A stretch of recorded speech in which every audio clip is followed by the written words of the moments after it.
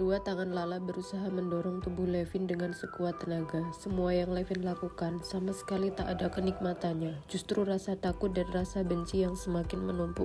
"Mam," kalimat yang hampir berteriak itu tertelan. Levin mencekik leher Lala. Kedua mata Levin menyorot tajam tepat di kedua mata Lala yang hampir meneteskan embun. Lalu satu tangan Levin meremas kencang salah satu dada Lala.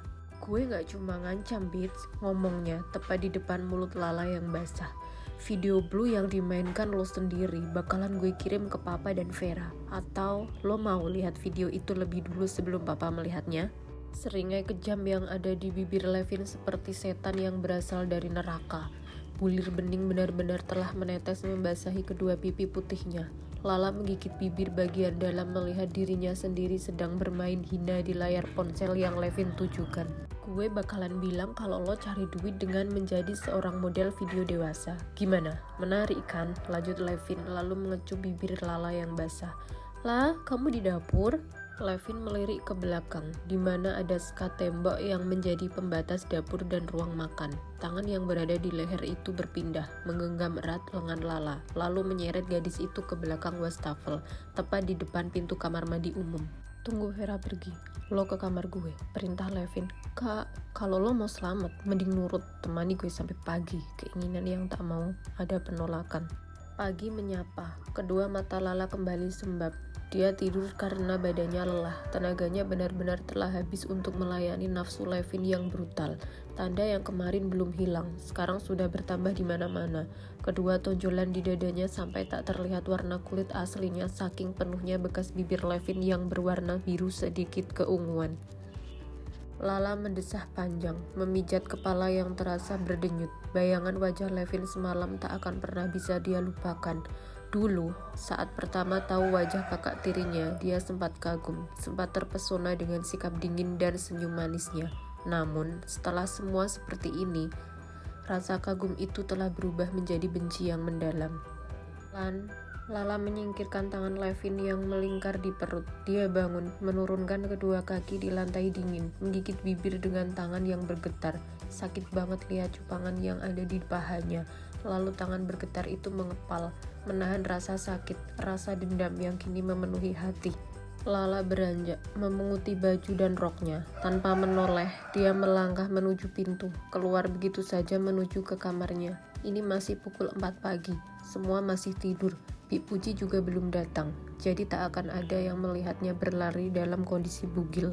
Begitu sampai di kamar, Lala langsung mengunci pintu. Dia terisak, kulit punggungnya menyandar di pintu, melorot ke bawah dengan kedua tangan yang memeluk pakaiannya erat.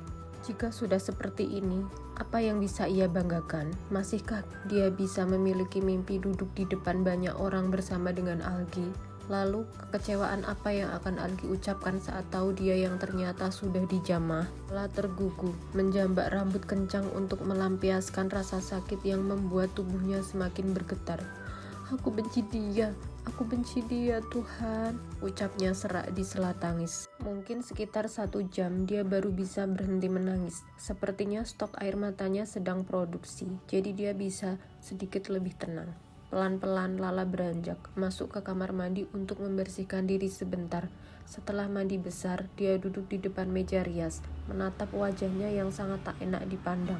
Kedua matanya benar-benar membengkak, lalu bibir bawahnya juga membengkak. Cupangan di bagian leher tak hanya ada 2 ataupun 3. Lalu di dada, astaga. "Ah!" teriak Lala melemparkan handuk yang tadi dia gunakan untuk mengeringkan rambut. Tangannya memegangi kepala yang benar-benar teramat pusing, memejamkan mata dalam, memikirkan nasibnya yang entah akan seperti apa. Menit kemudian dia meraih ponsel yang sejak semalam tergeletak di meja. Ada beberapa chat dan panggilan masuk dari Algi dan beberapa teman-temannya. "Yang, aku diterima di akuntansi. Kelas kita sama. Besok jam 3 sore ke rumahku ya, aku jemput. Melodi ulang tahun yang ke-5. Kak Melati suruh kamu datang. Gak usah bawa kado, ntar aku aja yang beli kadonya.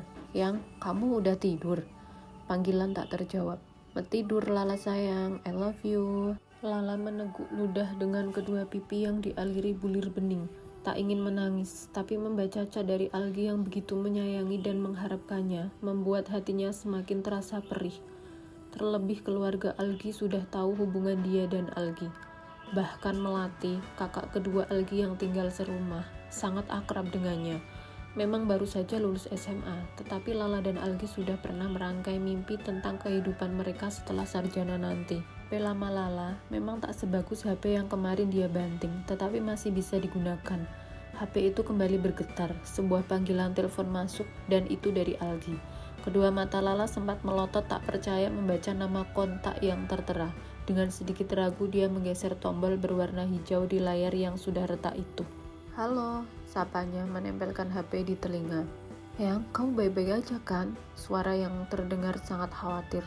Satu tangan Lala menyugar rambut. Dia memejam dengan bulir yang masih menetes di kedua pipi. "Iya, aku baik, Al." Terdengar sentaan nafas penuh kelegaan dari seberang sana. "Aku khawatir banget, Yang. Chatku dari jam 8 gak kamu bales. Gak mungkin banget jam segitu kamu udah tidur. Kamu sibuk ngapain?" Lala mendesah pelan. Sepulang dari kencan kemarin, dia langsung ke kamar untuk membersihkan diri, lalu membaca buku sampai dia lupa waktu. Setelahnya dia keluar dari kamar karena perutnya merasa perih, kelaparan, dan kejadian itu terulang kembali. "Aku lupa mau bales, Al. Maaf ya, 2 hari yang lalu aku nemu drakor bagus banget. Aku sampai lupa waktu, lupa sama apapun." "Sailah, Yang," seru Algi dengan sentaan nafas kasar. "Tapi aku seneng kalau kamu baik-baik aja. Aku semalam gak bisa tidur nyenyak, kepikiran banget sama kamu." Lala tertawa getir. "Iya, Al, aku semalam gak baik-baik aja," batinnya berucap. "Al, aku ngantuk. Dari semalam aku belum tidur. Aku mau tidur dulu ya," izinnya, karena dia memang merasa sangat pusing. "Ya udah, besok jangan nonton lagi deh. Aku gak mau kamu jadi sakit loh, Yang." Bibir Lala mengulas senyum dengan anggukan kecil. "Iya, Al. Aku sayang kamu," ungkap Algi. "Jangan lupa, ntar sore aku jemput." Lala menggigit bibir dengan kedua mata yang kembali berembun. "Iya, Al, aku gak akan lupa." Menarik ponsel setelah telepon mati, meletakkan benda berwarna hitam itu di atas meja. Kedua tangan menjambak rambut lagi. Dia frustasi. "Lala kok gak kelihatan?" tanya Bayu ketika sudah duduk di meja makan. Pasalnya, sejak kemarin dia tak melihat anak tirinya itu. Vera menyendok nasi, menaruh ke piring milik suaminya. Tadi pagi-pagi banget dia kirim chat, katanya baru kelar nonton drakor dan belum lama tidur.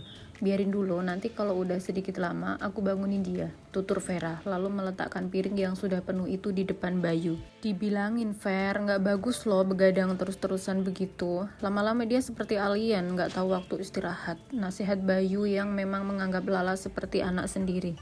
Vera tersenyum, mengalungkan tangan ke pundak Bayu. Bahagia bisa menikahi lelaki seperti Bayu yang juga menyayangi anaknya. "Iya, nanti aku nasihati dia." Levin melirik tajam melihat kemesraan papa dan wanita yang dia benci sedalam-dalamnya itu. Mood paginya langsung menghilang. Menyentak nafas kasar, tangan yang menggenggam kunci mobil semakin kencang. Berlalu begitu saja, karena dia tak minat untuk sarapan dengan pemandangan yang seperti itu. "Vin," panggilan dari Bayu menghentikan langkahnya. Tak menoleh, hanya diam dengan wajah menahan emosi, lalu tangannya terkepal kencang. "Nanti malam papa ingin bicara sama kamu." Levin tak menanggapi, tetap diam menunggu kata apa lagi yang akan papanya katakan. "Sarapan dulu sebelum berangkat." "Makan dulu, Vin. Mama Kalimat yang akan Vera ucapkan tertelan angin. Belum selesai dia bicara, Levin sudah melangkah pergi meninggalkan ruang makan, menyisakan Vera yang menyentak nafas panjang sampai kedua bahunya melemah. Bayu menggenggam tangan Vera, tersenyum menguatkan hati wanita keduanya ini. Sabar, masih butuh waktu untuk membuat Levin menerima semua ini. Menunduk, menatap tangan yang mengaduk nasi di piring. "Sejak awal hubungan kita memang salah, Mas." Menoleh, menatap Bayu yang mulai memasukkan nasi ke mulut. "Seharusnya kamu memang tak perlu menikahiku. Kamu tahu, kita digeber keluarga, Ver. Kita dinikahkan paksa di sana. Apa salahnya meresmikan pernikahan itu? Toh, mamanya Levin juga sudah tidak ada," ungkapnya, mengingat kejadian dahulu. Sejak awal memang Bayu tak mencintai Naima, mama kandung Levin. Dia dan Naima menikah karena sebuah perjodohan. Mampu bertahan puluhan tahun dengan Naima itu tak mudah baginya. 3 tahun sebelum Naima meninggal, Bayu bertemu kembali dengan Vera, mantan kekasihnya. Dia diam-diam sering menemui Vera yang saat itu sudah berstatus sebagai janda beranak 1. Suami Vera meninggal karena sebuah kecelakaan kerja. Cinta yang dulu kembali bersemi setelah melihat Vera yang tentu semakin menawan dan begitu menarik di matanya. Tanpa dia pikir seperti apa perasaan istri sah dan anak kandungnya sendiri. Ya, terkadang butanya cinta memang seperti itu. Pukul 11 siang, Vera masuk ke kamar Lala setelah mengetuk pintu dan berteriak beberapa kali. Duduk di tepi tempat tidur menatap anak gadisnya yang kembali masuk ke dalam selimut. Dia tersenyum, seakan tak percaya memiliki anak gadis secantik Lala. "La," panggilnya. "Kemarin nenek telepon, katanya kangen sama kamu. Liburan ini kamu gak mau mengunjungi nenek?" Mendengar kabar itu, kedua mata Lala terbuka sempurna. "Nenek sakit, Mah?" Vera menggeleng. "Enggak sayang, dia sehat kok. Kapan kamu mulai masuk kuliahnya?" Lala terdiam sebentar, kepalanya mulai berputar mengingat memiliki nenek yang tinggal di kota Lombok. Lala bangun, duduk dengan menyandar di papan ranjang. "Ma, aku boleh ke sana?" Vera mengangguk. "Boleh, nanti Mama bilang ke Papa." Ada beban yang seperti terlepas dari dalam dada. Akhirnya dia mempunyai cara untuk menjauh dari Levin.